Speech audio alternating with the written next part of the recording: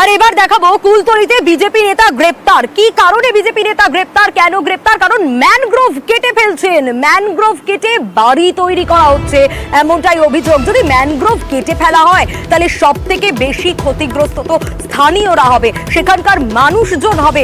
এই ম্যানগ্রোভ কেটে ফেলা তো কখনোই উচিত নয়, কিন্তু এই অভিযোগ কেন কেন এই কাজ করছেন তিনি, কি অভিযোগ উঠে আসছে জানবো। তবে তার আগে সব থেকে বেশি ক্ষতিগ্রস্ত হবে যারা, এই স্থানীয়রা, তারা কি বলছেন আগে সেটা শোনাই। হয় বলতে এখানে ও নদীর চড়ে ঘর করছিল, ওই তাপস বাগানি নদীর চড়ে ঘর করছিল, পুলিশ এসে ওকে ধরে নিয়ে গেল। তখন মনে হচ্ছে 11:30 12টা বাজে দেখলাম। ওই সময় ও 4 জন এসেছিল, 6 জন এসে ওকে তুলে নিয়ে চলে গেল। নদীর চড়ে ঘর করছিল জোর করে। না, কোনো পারমিশন ছিল না, বিনা অনুমতিতে ঘর করছিল নদীর চড়ে। আরো বিস্তারিত অর্পণের বিষয়ে আমাদের জানাতে পারবে, অর্পণের কাছে জানতে চাইবো। অর্পণ, নদীর চর দখল করে ম্যানগ্রোভ কেটে বাড়ি তৈরি করছিলেন এমনটা অভিযোগ, কেন করছিলেন এই কাজ? যদি করে থাকেন, এই অভিযোগ যদি সত্যি হয়, তাহলে কেন করছিলেন, কতদিন ধরে এই কাজ করছিলেন?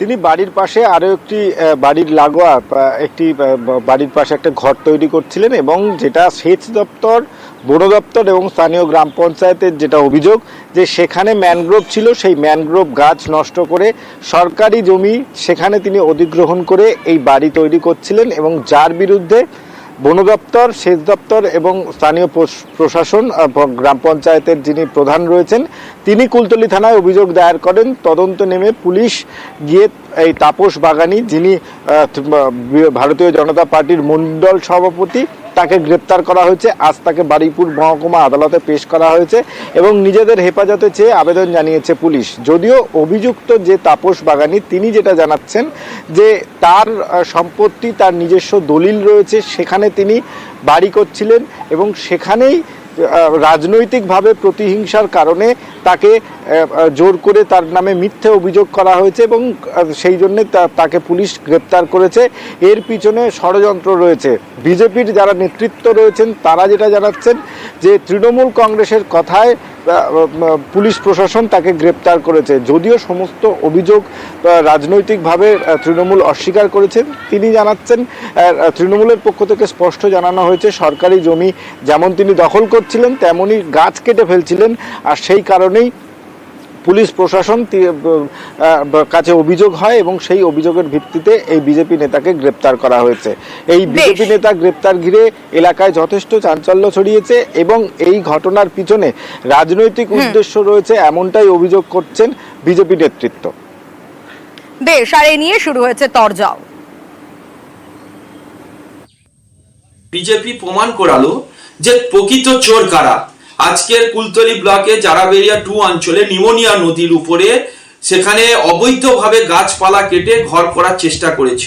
আজকে সেই জায়গা থেকে দাঁড়িয়ে আমরা স্থানীয় প্রশাসনকে জানাতে তারা অলরেডি সেই দোষী ব্যক্তিকে আজকে তারা অ্যারেস্ট করেছে। এটা কোনো নদীর চর নয়, এটা হচ্ছে দলিলকৃত জায়গা এবং এখানে হচ্ছে আমাদের মণ্ডল সভাপতি মাননীয় তাপস বাগানি, তারই বারান্দা বা তার ঘরের লাগোয়া সেই জায়গায় এখানে ইরিগেশন থেকে লোক এসেছিল, তারা দেখে গেছে না এখানে কোনো অসুবিধা নেই এবং পরবর্তী সময়ে ফরেস্টের শোনা যাচ্ছে ফরেস্টের আপত্তি আছে, গাছ কেটেছে, কিন্তু এখানে কোনো গাছ কাটা হয়নি। যে জালাবেড়ে 2 নম্বর অঞ্চলের প্রধান, সেই প্রধান হচ্ছে কমপ্লেনার। আজকের অহেতুকভাবে আমাদের মণ্ডল সভাপতিকে এই মিথ্যেভাবে এইভাবে থানাকে নিয়ে গিয়ে তাকে কেস দেওয়া হচ্ছে।